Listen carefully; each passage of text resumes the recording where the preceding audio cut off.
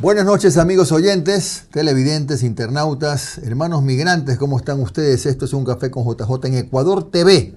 Hoy hemos invitado al magíster ingeniero Alfonso Rollero Pareja. Él es estratega en manejo de crisis y comunicación política, consultor político comunicacional, fundador de la firma 910 Estrategia, editorialista de Diario El Universo y además ingeniero agrónomo, que me acabo de enterar en este momento. ¿Cómo está usted, Alfonso? Bueno, buenas noches, mi querido Jimmy, un gusto estar con ustedes en este programa. Faltó Emerexista. Nada más. Bueno, nadie es perfecto. Para poder completar esa presentación. Muchas gracias por invitarme, pues, y un gusto conversar con ustedes. Muy amable. Alfonso, ¿cuál es la primera impresión del resultado de la consulta y el referéndum? Yo pienso que tal vez la frase fuera: la ciudadanía castiga la desconexión política. Porque hablábamos tras cámaras inclusive que cuando se terminan las elecciones todo el mundo parece tener la receta perfecta de lo que faltó. Pero tal vez lo que falte poner en la mesa hoy es que siempre ha estado ausente un plan en el gobierno que se tenga claro, digamos, cuáles son los sectores donde va a poner todas sus fichas, donde va a poner toda la fuerza del Estado para cambiar la situación actual. Por ejemplo, el sector de la seguridad, que parecería que fue el eje central no solo de la campaña en este tiempo para la campaña de la consulta popular, sino que ha sido como el eje central de las propuestas de gobierno. Parecería que es la única esquina donde hay un problema, cuando realmente es multifrentes las emergencias que devienen en el país, que van desde la seguridad, evidentemente, hasta faltas de medicina, lo esencial, y he también pues traducido esto a la falta de empleo. Pero, y ahí viene la gran pregunta, mi querido Jimmy, ¿qué debe hacer el Estado para cambiar esto? ¿Hacerlo todo? ¿Generar empleo ellos? ¿Comprar las medicinas? Bueno, yo creo que ahí que viene la repartición, porque en un plan, si uno tiene claro qué hacer, uno puede darle funciones a los distintos actores que comprenden un Estado. Dicho esto, no solo el Ejecutivo. Claro. Ahora, posiblemente, yo he dicho, siempre uso la misma frase, ¿no? Después de la guerra todos somos generales, ¿verdad? Sí. Pero parece ser que sí, mucha gente tuvo dudas, votó con un cierto temor porque la campaña básicamente se sostuvo en la seguridad, ¿no? Y por eso es que a lo mejor otros temas no se abordaron con suficiente... No hubo la suficiente información de otros temas. No sé si esto, sumando uno con lo otro, puede un poco hacernos entender qué es lo que falló y por qué la diferencia de 6-4 derivó pues en una...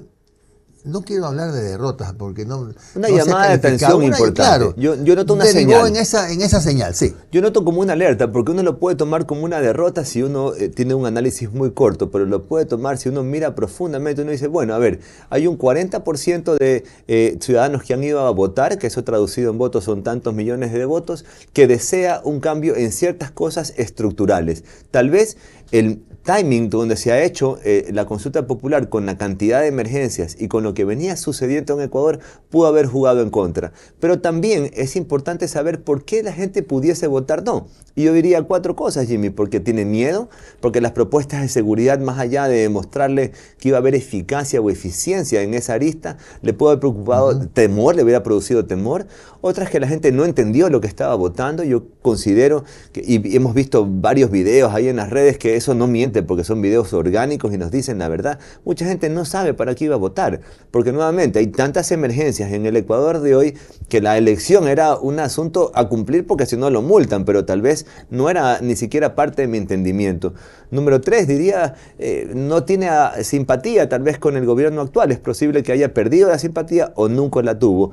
Y tal vez la otra puede ser realmente que no tengan ningún interés en la política actual, que no le interese nada de lo que suceda, porque realmente pues más le preocupa no llevar el pan a su casa, porque esa sí es una batalla diaria que lo tienen todos los ecuatorianos. Yo creo que la campaña electoral por la consulta popular fue interrumpida por las enormes emergencias del país, y creo que el gobierno tiene una grandísima oportunidad para reenfocar su proyecto político y transformarlo en un proyecto de trabajo donde pueda hacer fuerza en un ejecutivo que ojalá no solamente tenga un buen equipo, porque eso no se trata de las personas, se trata de un plan y que las personas se puedan adherir a ese mismo plan de acción o esa línea de conjunto de acciones que tengan que hacer y decir, yo lo asumo, yo lo hago. Claro, Alfonso, y habría que agregar tal vez que hubo muchos temas que no fueron parte de las preguntas y que en la mitad del camino aparecieron como para distraernos, ¿no? Que el 13º, que el Seguro Social, que los hospitales del IES pasaban al Ministerio, los servicios pasaban al Ministerio de Salud, que alguien por ahí dijo que mencionó que la base, una de las bases iba a ser en Baltra, y eso finalmente no era así, pero quedó ya en la campaña del no. Entonces el no también utilizó muchas de estas herramientas, muchos de estos recursos para crecer, y hay que aceptarlo, creció, ¿no? Claro, y yo nuevamente, yo no creo que esto sea una respuesta directa a las preguntas, digamos, el resultado creo que es tal vez un castigo a la desconexión política. Porque ¿cómo me vas a preguntar sobre la consulta popular si venimos con un problema demencial en tema salud? ¿Cómo vas a ponerme una consulta popular para hablarme de un tema del poder del Estado, de los poderes del Estado, cuando no consigo empleo hace 3 años? Entonces yo creo que hay una gran cantidad de emergencias que tienen que ser abordadas, pero nuevamente, urgente, importante y esencial. Esencial lo que se tiene que hacer ya. Urgente lo que no se puede, digamos, dilatar sin un plan. Importante todo lo que hay que ponerle cara y frente. Creo que el Ejecutivo tiene hoy buena información, Jimmy. Por ejemplo, lo que ha sucedido en Imbabura, en la Sierra Norte. Yo, cuando veo ese caso, digo, esa es la forma perfecta como poder demostrar cómo entrarle diferente a una situación. Y tal vez, perdón por la forma criolla de hablarlo. Si uno mira el paro por la eliminación del subsidio del diésel, que yo aplaudo muchísimo esa decisión, lo que a mí no me gusta es nada sin anestesia. A mí me gusta que siempre uno sepa a qué va, ¿sí? Porque uno sabe a qué va, uno entiende a qué va y a algunos no les gustará, pero en todo caso ya está el concepto instalado y saben que hay una decisión. Dicho esto, el gobierno no hizo ninguna anticipación, tomó una valiente decisión, eso sí, pero ese sector, ese segmento de la población es 65% agrícola, agropecuaria. ¿A usted le gusta el sector agropecuario también?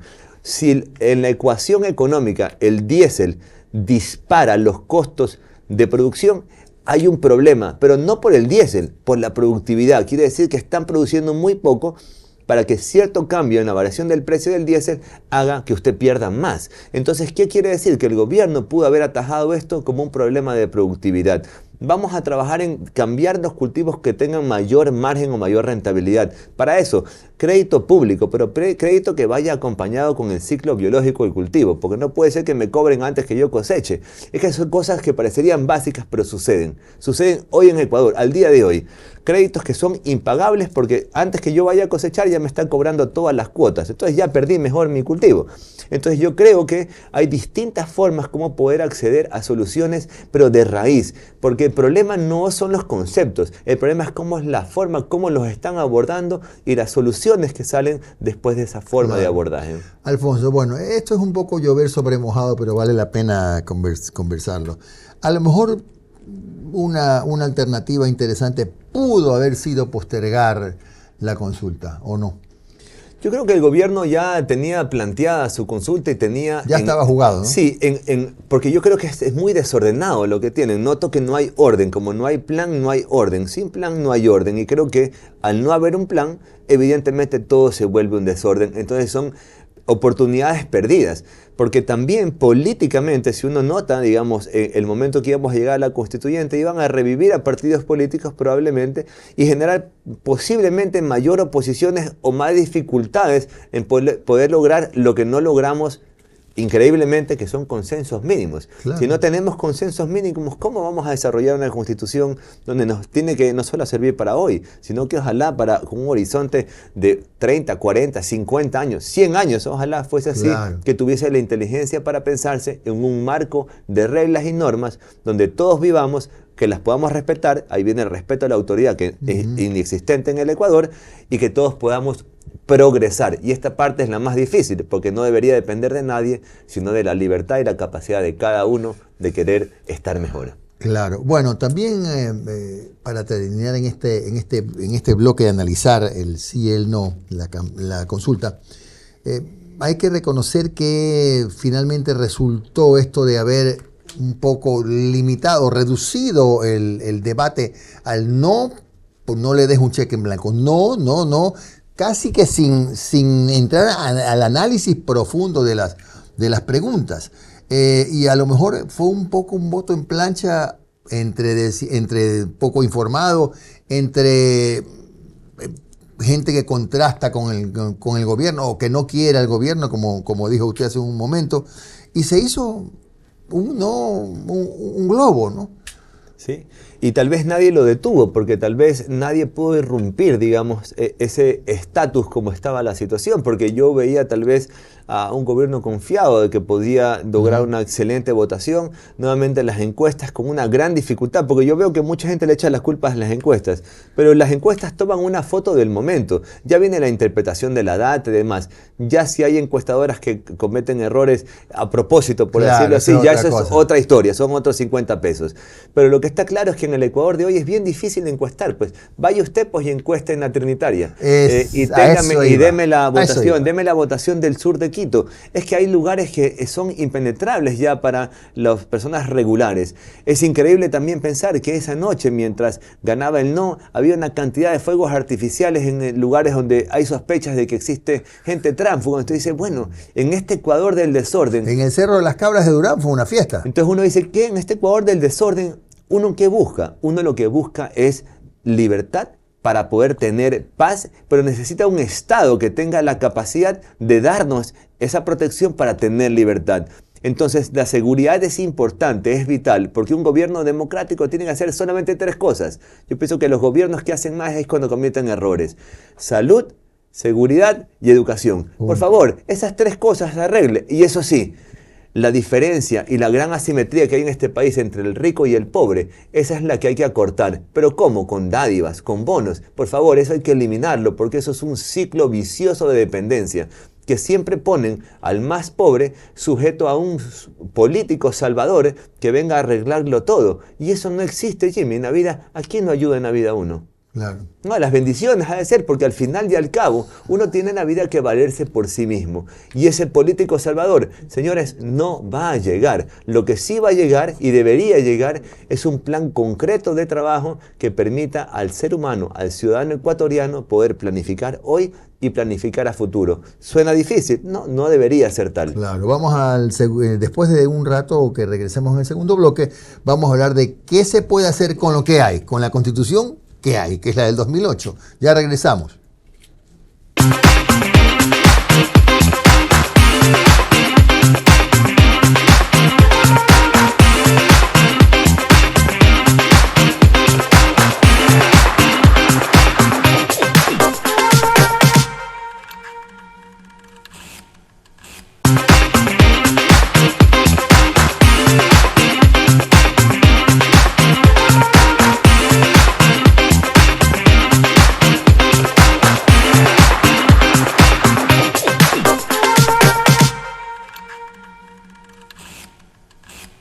Bien, continuamos con nuestro invitado que es el magíster ingeniero Alfonso Rollero Pareja, analizando el resultado de la consulta. Bueno, ya lo revisamos, ya le hicimos una barrida. Ahora vamos a ver qué se puede hacer o qué se debe hacer después del resultado que fue que la gente por ahora no quiere una nueva constitución y que le dijo no a las otras 3 preguntas.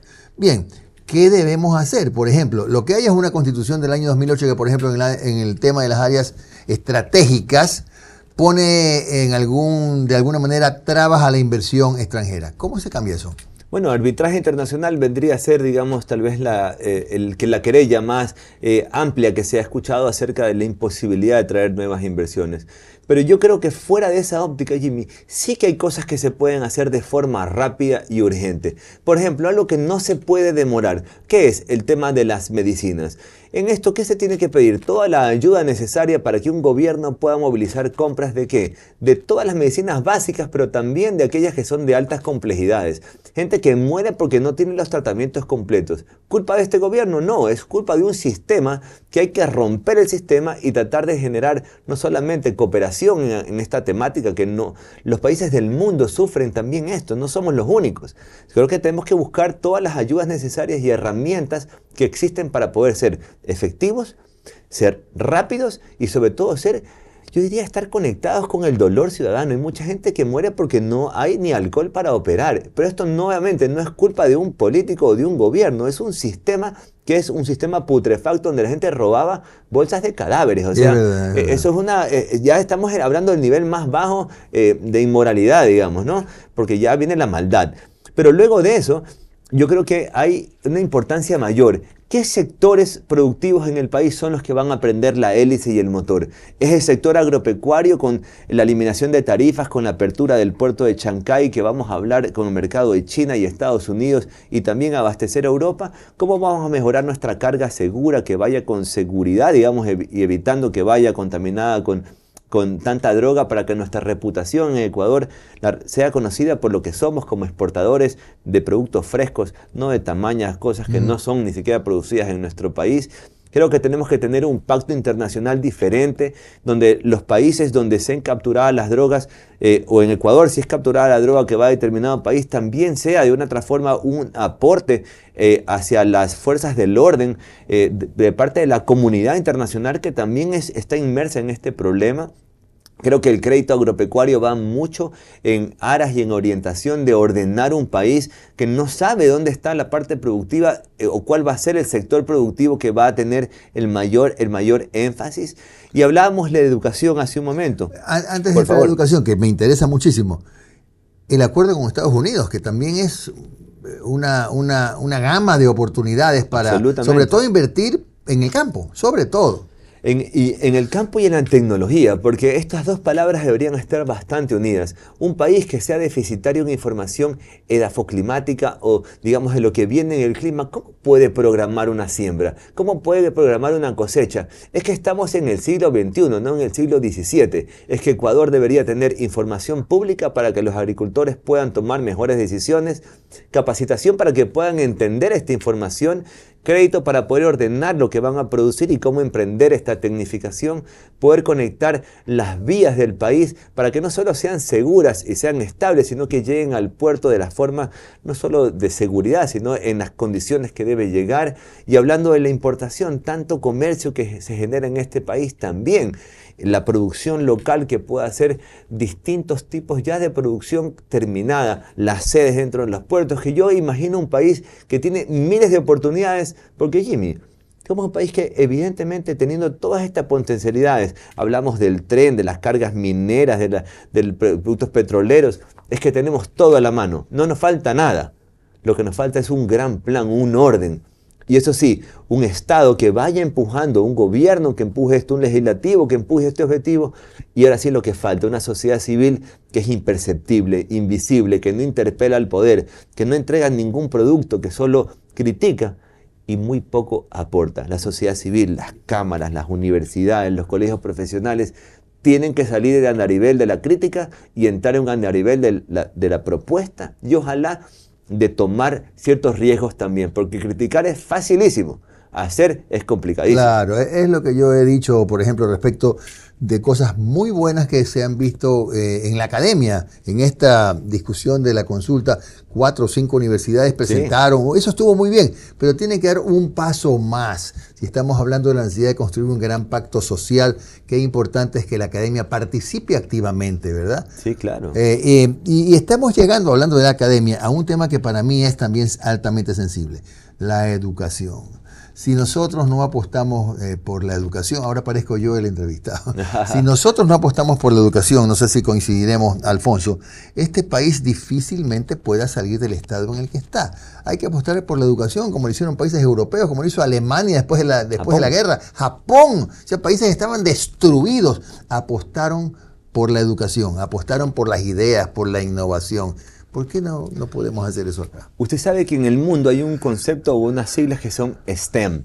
S de Science, T de Technological, E de Engineering, A de arte y M de matemáticas. Esas son las ciencias duras. En Ecuador, si uno va y revisa qué está estudiando nuestras generaciones actuales, usted ve todo menos el estudio de ciencias duras. Quiere decir que un país que tiene todo lo que hemos hablado ahorita, posibilidades de producción petrolera, de minerales, de producción agropecuaria, no tiene capacidades o no tiene las altas capacidades que dan las ciencias duras. Nuestros estudiantes están estudiando una serie, valga la redundancia, de otras materias que van no acorde a la potencialidad del país. Entonces, ¿dónde está el problema? Es que en este plan tiene que estar incorporada toda esta información que nos permita enrumbar la educación de nuestro país. Muchachos, chicos, ¿dónde tienen que estudiar? Es las gamas de las profesiones que tienen mayor adaptabilidad, mayor profundidad y sobre todo que cuando ustedes salgan tendrán un empleo. Eso de ir a buscar empleo y no tiene experiencia se acabó, porque usted ya viene estudiando y tiene un camino posterior para trabajar. Las empresas del sector petrolero, minero, de logísticos estarían contentos al máximo porque tendrán no solo la posibilidad de contratar personal local, sino también de formarlos. Pero es que en esas cosas se ven las desconexiones de la falta de un plan país. Es que no son cosas menores, son cosas para 10, para 15, para 20 años. Como en agricultura, todo lo que usted hace hoy lo ve luego. Lo mismo en una educación. Usted siembra hoy y cosecha luego. Alfonso, ¿y cómo hacemos un plan país con una clase política también muy compleja como la que tenemos, donde lo más difícil es ponerse de acuerdo? Mire, creo que hemos llegado a puntos de inflexiones importantes en nuestro país. Yo le contaba hace un momento que hace poco me enteré de una noticia muy triste, que ha muerto un niño de 5 años en un tiroteo en Durán, a quien conozco. Y digo, estas cosas pasan en nuestro país, a nuestros ojos, y pasan sin que nosotros a veces podamos hacer nada. ¿En qué sí podemos hacer? Podemos hacer en construir una serie de estas iniciativas académicas. Yo participé en algunas de estas iniciativas académicas en la época de la Constituyente. Y yo no quiero que pase como el tiro al chico que lo mató. Yo quisiera hoy por hoy que la ciudadanía y que toda esta necesidad de que nos interese lo que sucede en el Ecuador se pueda generar como productos finales. Que las universidades y la academia y la sociedad civil que ha estado prendida en este tiempo por la Constituyente, por la posibilidad, logre hacer productos finales, es decir, ¿qué es lo que la academia pudiese aportar en cuanto a educación para insertar este concepto de las ciencias duras? ¿Cómo puede aportar en el orden de ciertos sectores para evitar el desorden? Y eso sí, los gobiernos tienen que tener la capacidad de escuchar y ser también canales conductores de estos productos, porque si no hay un catcher, alguien que agarre esta información y tenga la voluntad, porque no tiene que ser el experto de Big Data para agarrar esta información, tiene que tener la voluntad para escuchar y transformar esto en un plan.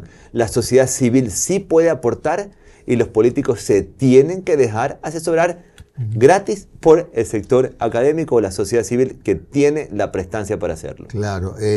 Un expresidente de la República, el doctor Hurtado, dijo que sería interesante justamente juntar a la academia, a políticos de primer nivel, que sí los hay, sectores de movimientos sociales, etcétera, para trabajar juntos en una especie de borrador de reformas o de nueva constitución que se podría discutir, más que nueva constitución, de reformas, enmiendas que se pueden discutir en la asamblea. ¿Es posible esto?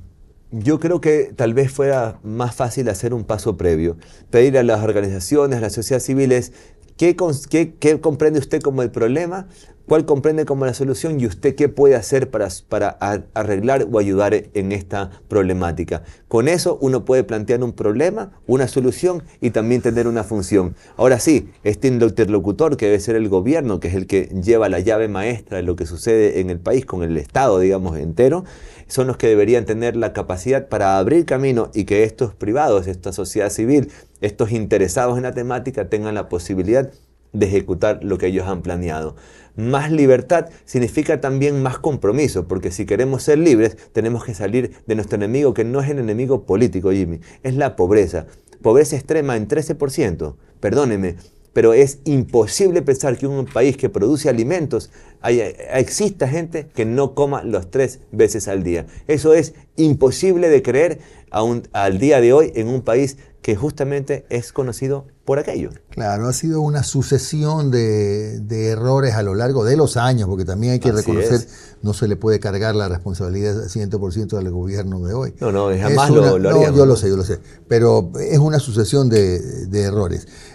Y esto para cerrar, ¿cree Alfonso, que el presidente de la República, haciendo los ajustes que necesite, si es que acaso de alguna manera se lastimó su imagen, se puede recuperar en los 3 años y medio que le quedan? Por supuesto, y tiene toda la información. Es que esta es la gran oportunidad. El que está viendo que este es el despeñadero está viendo con una mirada fatalista. Fatalista, tenemos bastantes cosas para ver día a día. Usted abre el periódico, ve la televisión y está todo lo fatal. Creo que hoy es el momento ya de salir de ese vilo de derrota y entrar en un vilo de construcción. Ahí está la información, generen un plan, llamen a gente que pueda ayudar sin interés de ser protagonista político, porque esto es importante. No todo el mundo debe ser político, ni todos están hechos para la política, pero todos estamos hechos, creo yo, para poder arrancar un motor que se llama Ecuador. Suena dificilísimo pensar así en conjunto. Bueno, pues cuando juega la selección fútbol todos nos abrazamos. ¿Qué nos cuesta para echarle guerra a los delincuentes? ¿Qué nos cuesta unirnos para echarle guerra a los que no tienen la posibilidad de trabajar, digamos, a esa falta de trabajo, o a esos chicos que no pueden ni siquiera estudiar? Nuevamente, Jimmy, yo creo que vivimos tiempos atípicos y tiempos muy bajos en cuanto al ánimo, inclusive ciudadano, por la situación como está. A mí me preocupa siempre que nos quedemos en este estatus. Yo quiero mirar hacia adelante y mirar las cosas de la forma como están. Si hay un problema, entrémosle, porque si no le entramos realmente, nunca vamos a solucionar esto. Y yo no quiero un país así, ni para usted, ni para mí, ni para mis hijos. Nadie lo quiere. Gracias al magíster Alfonso Rollero Pareja, que nos ha acompañado en la evaluación de la consulta popular y referéndum, y por supuesto la postconsulta, que es muy valioso. Gracias, amigos, por su sintonía. Muy buenas noches.